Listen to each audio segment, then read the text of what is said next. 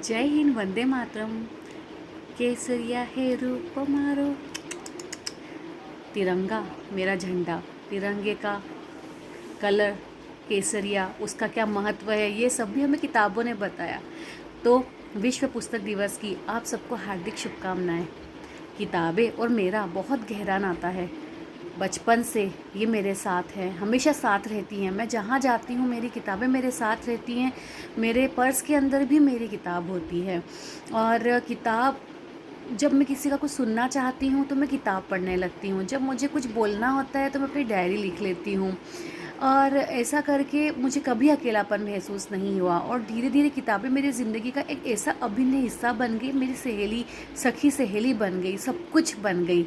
और एक बार मैं बात बताती हूँ, जब मैं बहुत छोटी थी मेरे पापा ने मुझे बोला कि हमें सुबह प्रातः जल्दी उठना है, सूरज उगने के पहले उठ जाना है। अब तो मैं थी बहुत छोटी और सुबह उठने में बच्चों को बड़ी समस्याएं तो आती है, मुझे भी हुई। मैं एक दिन उठ गई, अपनी पढ़ाई कर ली, 2 दिन उठ गई, पढ़ाई कर ली। फिर मैंने अपने पापा से बोला अभी मैं उठ के करूँ क्या, मेरे पास क्या काम है। तब मेरे फादर ने मुझे बोला है कि मैंने आपको पढ़ाई की किताबें कभी पढ़ने के लिए नहीं कहा, आप सुबह उठ के कुछ अच्छा पढ़ो, साहित्य पढ़ो, कुछ अध्ययन करो और अपनी एक्सरसाइजेस करो। उसका दिन है, आज का दिन है। हमेशा प्रातःकाल सूरज के उगने से पहले उठकर अपनी कुछ ऐसी किताबें जिसमें हम मंत्रणा कर सकते हैं, हम कुछ अच्छा समझ सकते हैं, एक दिन भर की बहुत अच्छी खुशी के साथ हम पूरा दिन बिता सकते हैं, उसी के साथ अपनी डायरी में अपने मन में आए विचारों को उकेर दें, उसके अंदर लिख दें और उसकी अपने पूरे दिन भर की प्लानिंग कर लें। तो ऐसा करने के साथ हमारा दिन बहुत हल्के में और बहुत अच्छे से जाता है। और इतने अच्छे साहित्यकार हैं, इतने अच्छे कविताकार, कितना कुछ लिख कर गए हैं, कितने कुछ महान महान हमारे लेखक और लेखिकाएं हुए हैं जो हमारे लिए इतनी धन संपदा छोड़ के गए हैं। तो किताब पढ़ने से आपको बहुत हल्कापन महसूस होता है, बहुत सारा ज्ञान आप अर्जित करते हैं, आपके मन के अंदर मानसिकता आपकी बड़ी होती चली जाती है, आपके ज्ञान का प्रचार प्रसार होने लगता है, आप में बदलाव लाने की भावनाएं जागने लगती है और इस तरह के हार्मोन आपके शरीर में उत्पन्न होते हैं जो आपको बहुत खुश रखते हैं, क्योंकि कभी आप अपने आप को अकेला महसूस नहीं करती हैं। ज़िंदगी का ऐसा पड़ाव आता है जब आपको अपने जीवन साथी के साथ भी कई बार महसूस होगा, किसी भी ऐसा खास रिश्ता, माँ के साथ, पिता के साथ, भाई के साथ, बच्चों के साथ, कि जहाँ उनके बाद भी आपको अकेलापन महसूस होगा। और उसी समय आपको साथ देंगी आपकी हॉबीज़, आपके शौक़ और आपकी किताबें। तो अच्छी अच्छी किताबें पढ़िए।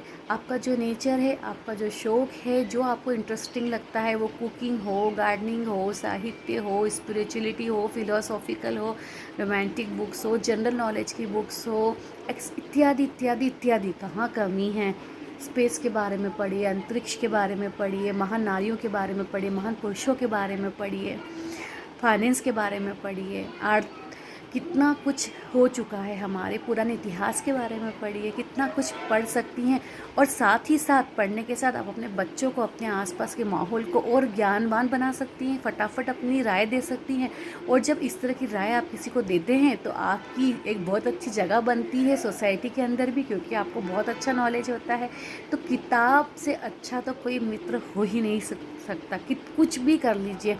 और इसके साथ आपको पार्टी करने के लिए, गेट टुगेदर करने के लिए कुछ भी खर्च नहीं करना पड़ता है। आपको अपनी बुक्स, किताबें रखिए अपने आसपास, 8-10 तरह की, जब जो मन करे एक एक आर्टिकल पढ़ते जाइए और उनमें से भी जो आपको अच्छा लगता है, जो आपने सीखा है, अपनी डायरी पे लिखते जाइए छोटे छोटे पॉइंट्स बना के, ताकि जब आपको ज़्यादा समय नहीं रहेगा, कम समय रहेगा, तो फटाफट डायरी के पन्ने बदल के आप देख सकती हैं, समझ सकती हैं।